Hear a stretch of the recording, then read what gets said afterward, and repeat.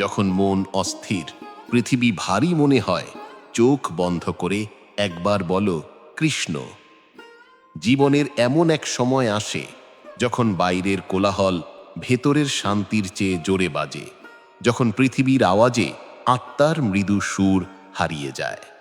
কিন্তু সেই নীরব মুহূর্তে যদি মন খুলে শোনা যায়, একটি সুর শোনা যায়, কৃষ্ণের ভালোবাসার সুর। এ গল্প শুধু ধর্মের নয়, এটি নিজেকে খুঁজে পাওয়ার, ভেতরের আলো জ্বালানোর, আত্মার প্রশান্তি খোঁজার গল্প। আজকের ব্যস্ত পৃথিবীতে সবাই সুখ খোঁজে, কিন্তু খুব কম মানুষই তা পায়। আমরা সাফল্য, প্রশংসা আর আরামের পেছনে দৌড়াই, অথচ শান্তি টাকা বা সময় কেনা যায় না। এটি জন্মে তোমার নিজের হৃদয়ে।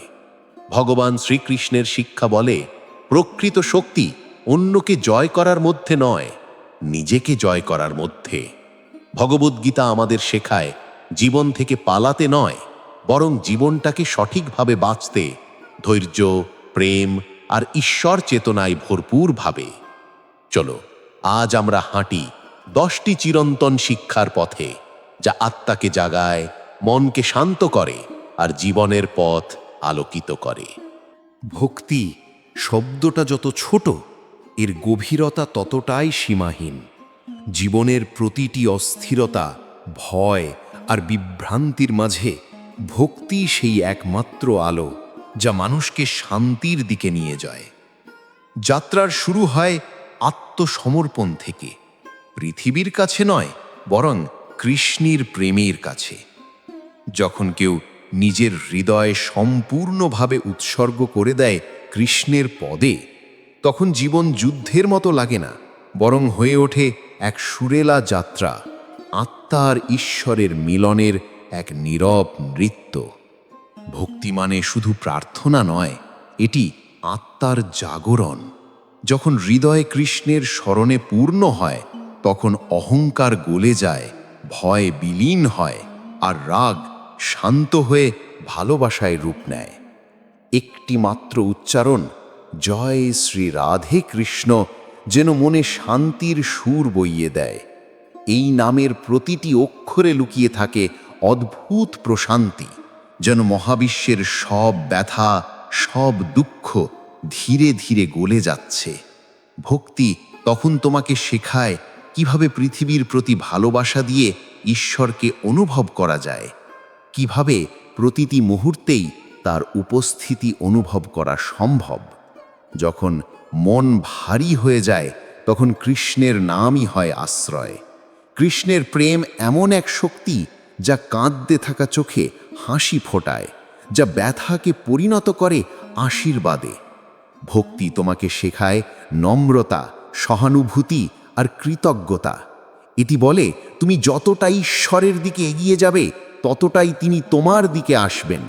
ভক্ত হৃদয়ে তখন হয়ে ওঠে মন্দির, যেখানে মূর্তি নেই, আছে অনুভূতি, যেখানে প্রদীপ নেই, আছে অন্তরের আলো। ভক্তি সেই আগুন যা জ্বালায় না, বরং আলোকিত করে। এটি এমন এক নিঃশব্দ শক্তি যা তোমার অন্ধকারকে আলোতে রূপান্তরিত করে। যে মানুষ সত্যিকারের ভক্ত, সে জানে ক্ষমা, ধৈর্য আর ভালোবাসাই জীবনের সবচেয়ে বড় প্রার্থনা। মনে রেখো, ভক্তি কোনো গন্তব্য নয়, এটি এক অনন্ত যাত্রা।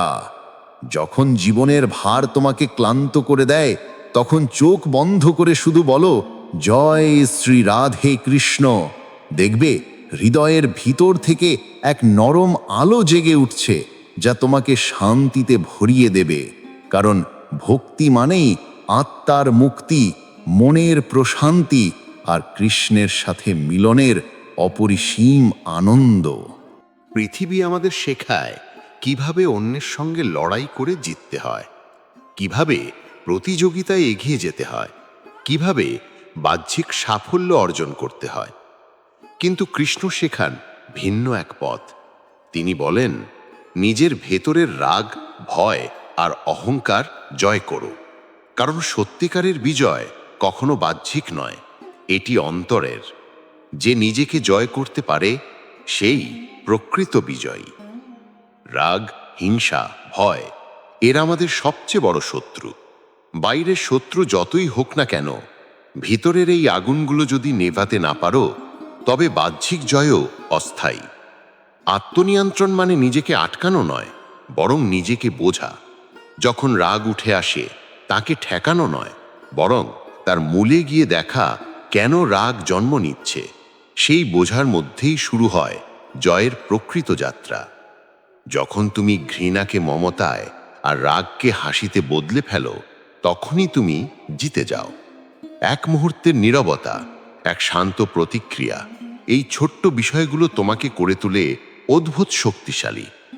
পৃথিবী মনে করে যারা জোরে চিৎকার করে তারাই শক্তিশালী, কিন্তু আসল শক্তি সেই নীরব মানুষের মধ্যে, যে ক্ষোভ পেরিয়েও শান্ত থাকতে পারে, যে ক্ষমা করতে জানে। কৃষ্ণ তাই বলেন, যে নিজেকে নিয়ন্ত্রণ করতে পারে সেই সত্যিকারের যোদ্ধা। আত্মনিয়ন্ত্রণ মানে মনকে দমন করা নয়, বরং তাকে বন্ধু বানানো। মন যেমন তুমি শেখাও তেমনই সে চলবে। যদি তুমি তাকে ভালোবাসা শেখাও, সে ভালোবাসবে। যদি ঘৃণা শেখাও, সে ঘৃণা করবে। তাই নিজের চিন্তা, কথা আর কাজের মধ্যে স্থিরতা আনো। নিজের মধ্যে শান্তি থাকলে পৃথিবীর কোনো অশান্তিই তোমাকে নড়াতে পারবে না। প্রতিবার তুমি প্রতিক্রিয়ার বদলে শান্তিকে বেছে নাও, তুমি এক অদৃশ্য উচ্চতায় পৌঁছে যাও। এটি এমন এক বিজয় যেটা কেউ কেড়ে নিতে পারে না। মনে লেখো, আত্মনিয়ন্ত্রণই জীবনের সবচেয়ে বড় শক্তি, কারণ যে নিজেকে জয় করে সেই জয় করে পৃথিবী। তাই যখন রাগ বা ভয় তোমাকে ঘিরে ধরে, তখন চোখ বন্ধ করে একবার বলো, হে কৃষ্ণ, আমায় শান্তি দাও। দেখবে অন্তর থেকে এক কোমল আলো উঠবে, যা বলে দেবে প্রকৃত বিজয় তোমার ভেতরেই ছিল সব সময়। ক্ষমা এক শব্দ, কিন্তু এর ভেতরে লুকিয়ে আছে আত্মার অসীম শক্তি। অনেকেই ভাবে ক্ষমা মানে দুর্বলতা, কিন্তু সত্যি হলো ক্ষমা দুর্বল নয়, বরং সবচেয়ে বড় সাহসের প্রকাশ। এটি সেই আলো যা ঘৃণার অন্ধকারে পথ দেখায়। যখন তুমি ক্ষমা করো, তখন তুমি অন্য কাউকে মুক্ত করছো না, বরং নিজেকেই মুক্ত করছো কষ্টের শৃঙ্খল থেকে। কৃষ্ণ নিজেই ক্ষমার প্রতীক। তিনি অগণিত ভুল করা প্রাণীকে ক্ষমা করেছেন, কারণ ভালোবাসা যে জিনিস শেখায় তা হলো রাগ বা কষ্ট নয়, বোঝাপড়া। কৃষ্ণের শিক্ষা বলে, যে ক্ষমা করতে জানে সেই ঈশ্বরের কাছাকাছি, কারণ ক্ষমা হলো আত্মার পরিশুদ্ধি, যা রাগ, অভিমান আর ক্রোধকে ধুয়ে দেয় এক কোমল শান্তিতে। যখন কেউ তোমাকে আঘাত দেয়, তোমার মনে আগুন জ্বলে ওঠে, কিন্তু যদি তুমি সেই আগুনকে শান্ত করতে পারো, সেই কষ্টকে আশীর্বাদে পরিণত করতে পারো, তখনই তুমি আত্মার উচ্চতায় ওঠো। ক্ষমা করা মানে ভুলে দেওয়া নয়, বরং মনে রেখেও ভালোবাসা শেখা। ক্ষমা হলো আত্মার এমন শক্তি যা আহত মনেও শান্তি আনতে পারে। এটি শেখায় প্রতিশোধে নয়, দয়ার মধ্যে আছে মুক্তি।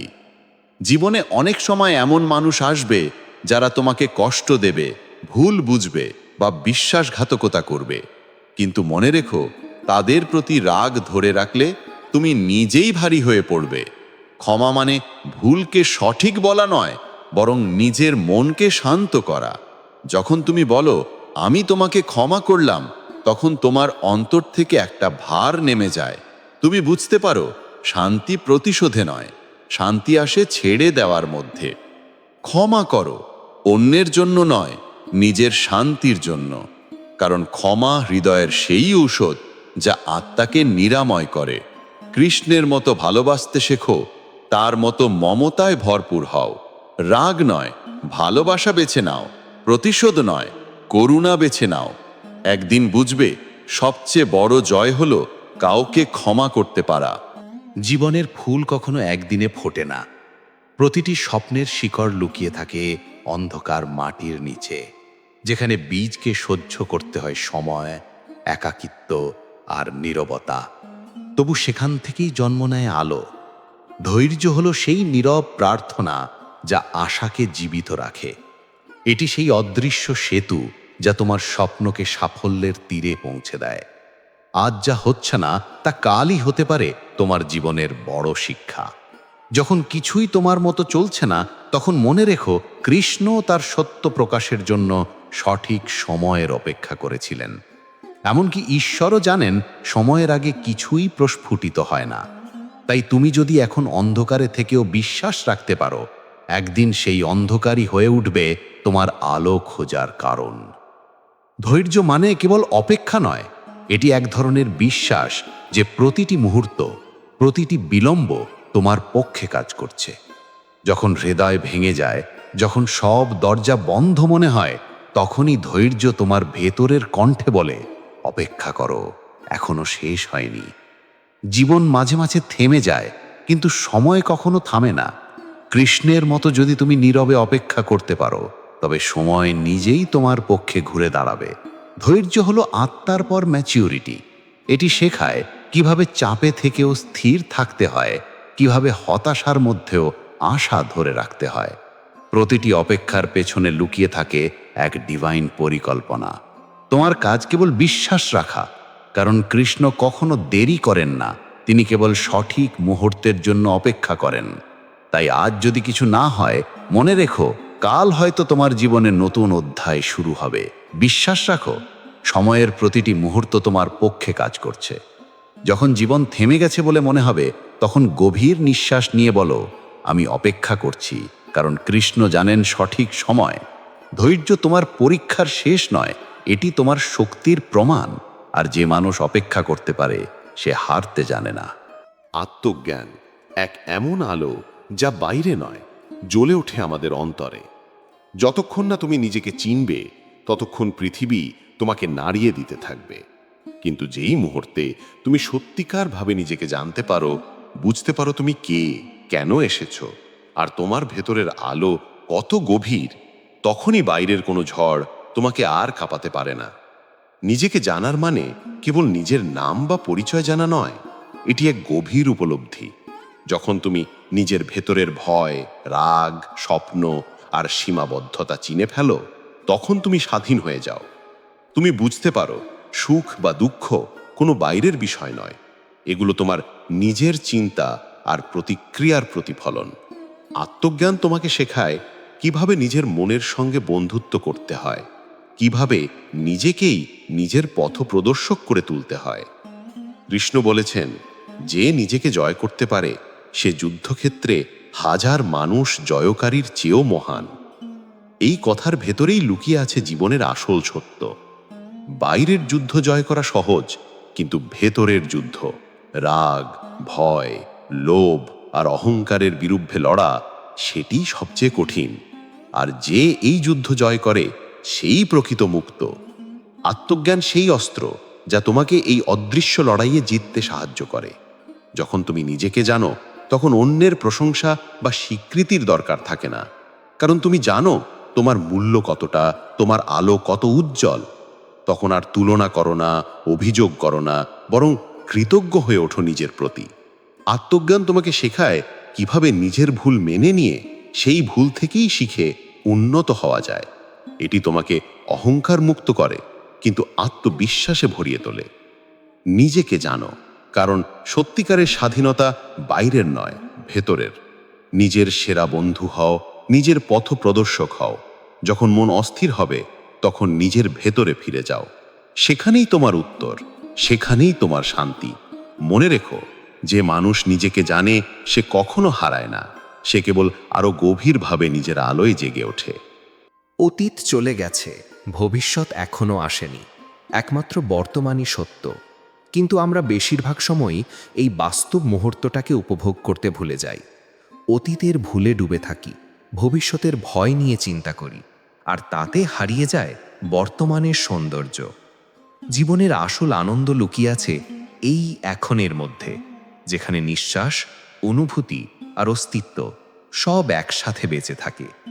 ভগবান কৃষ্ণ আমাদের শেখান বর্তমানে বাঁচার শিল্প।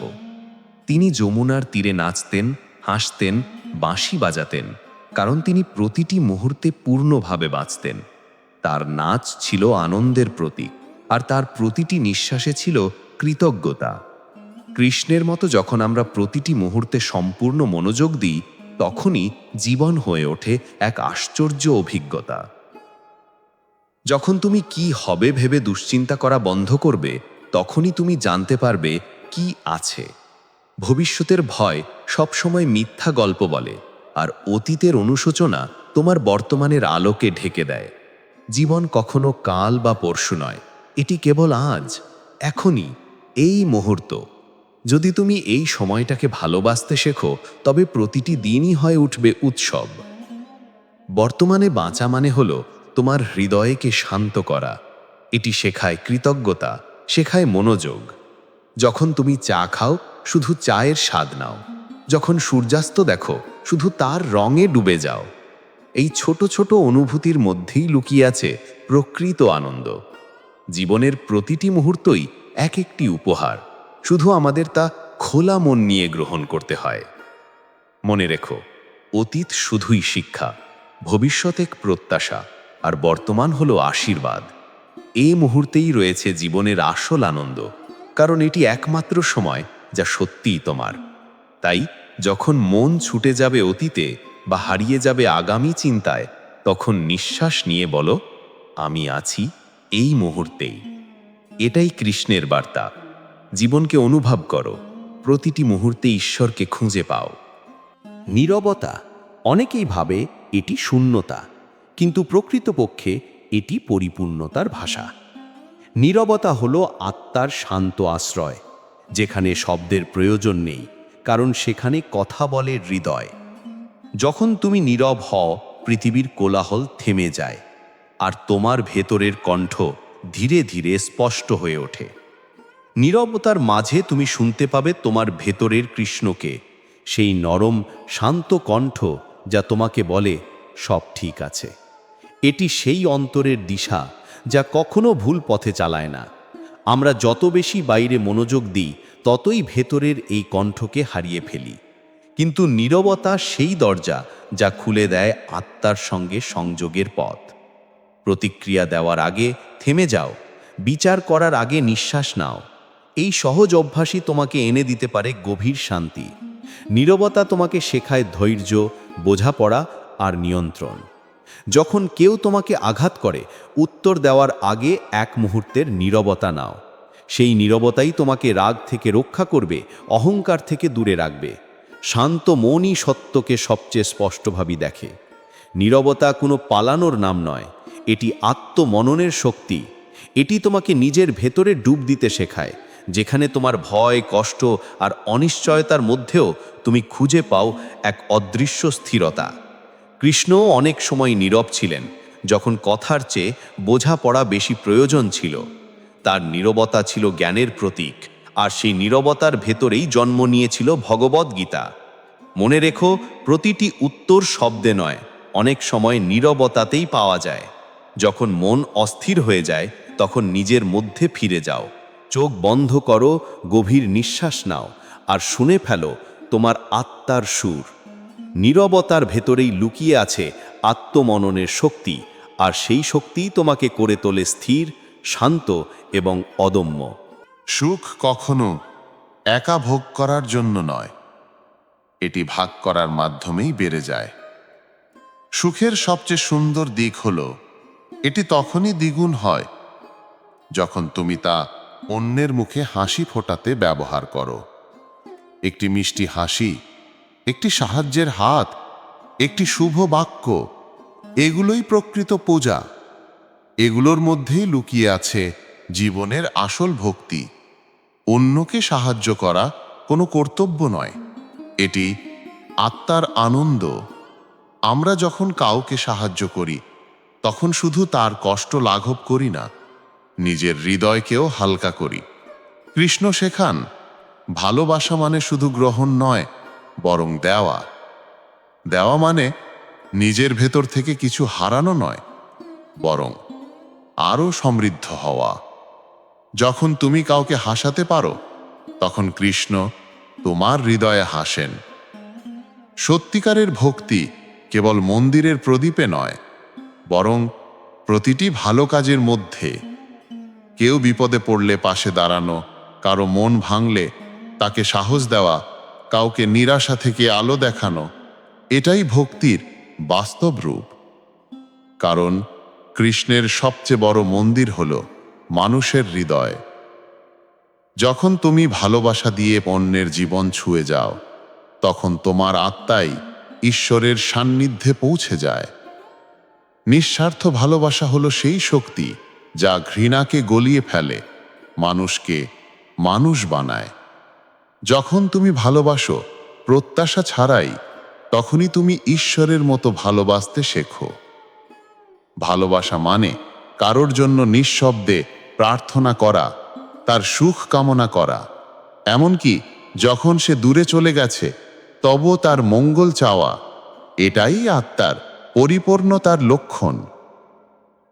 যখন তুমি অন্যকে উপরে তুলো, তখন নিজেও উপরে ওঠো।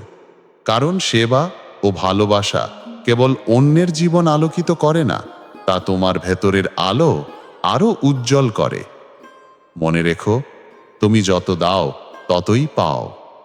তাই প্রতিটি দিনে ভালোবাসা ছড়াও, সাহায্যের হাত বাড়াও, আর প্রতিটি কাজ করো কৃষ্ণকে মনে রেখে। যখন তোমার জীবনে প্রেম ও সেবার মিলন ঘটে, তখনই আত্মা খুঁজে পায় তার প্রকৃত শান্তি। নিয়তি লেখা হয় না নক্ষত্রে, লেখা হয় তোমার কাজের মাধ্যমে।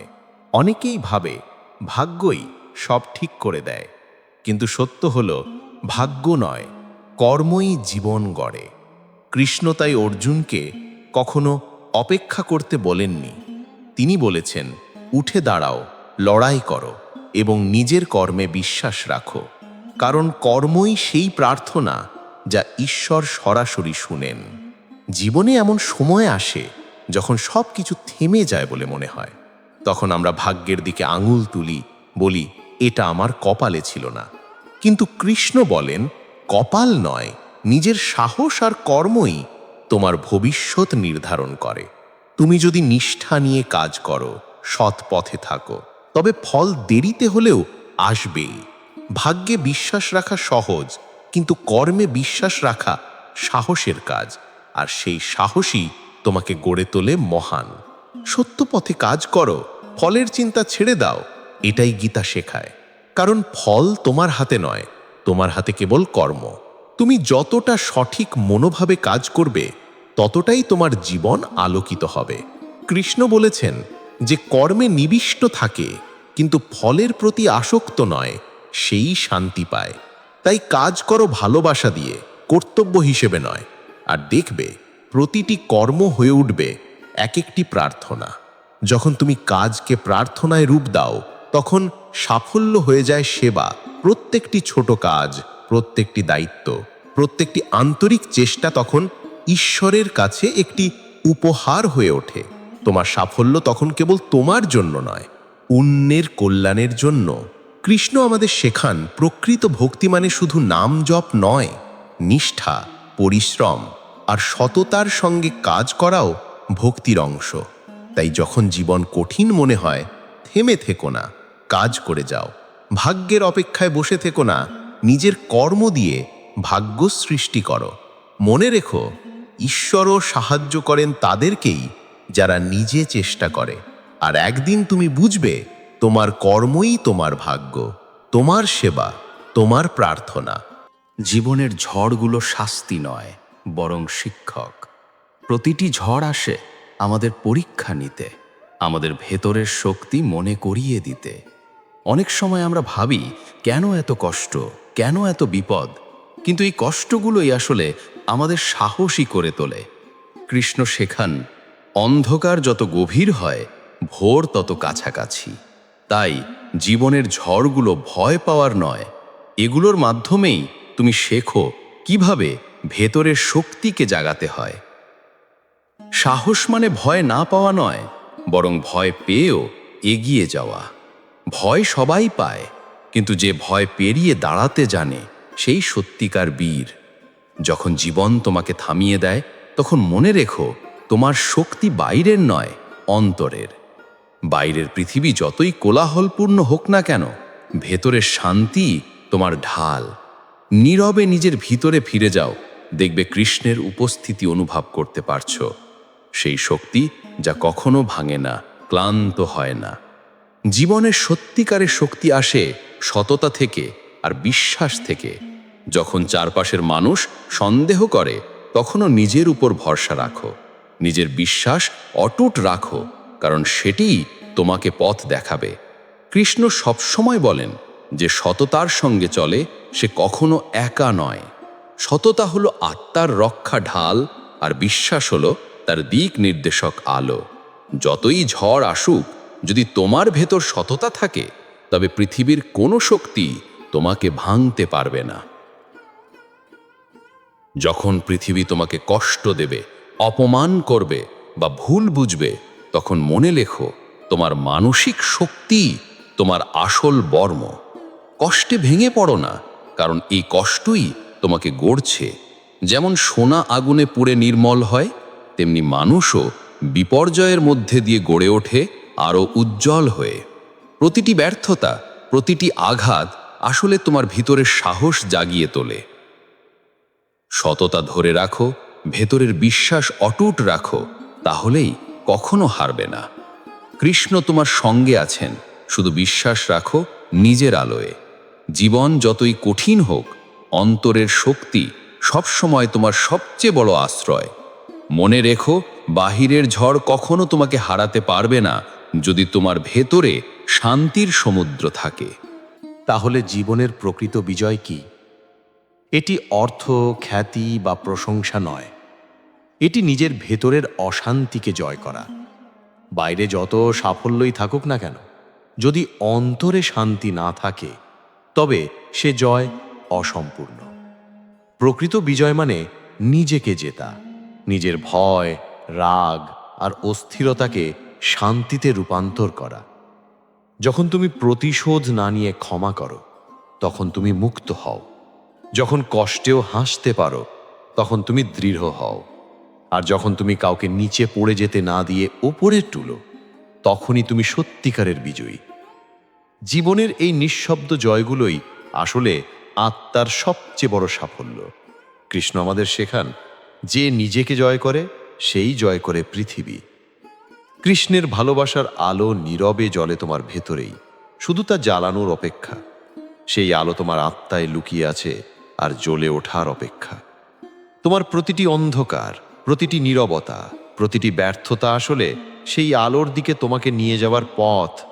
কখনো কখনো জীবন থেমে যায় বলে মনে হয়, কিন্তু কৃষ্ণের পরিকল্পনা কখনো থামে না। প্রতিটি কষ্ট, প্রতিটি বিলম্ব, প্রতিটি অজানা মোড়ই তোমাকে আরও শক্তিশালী করে তুলছে।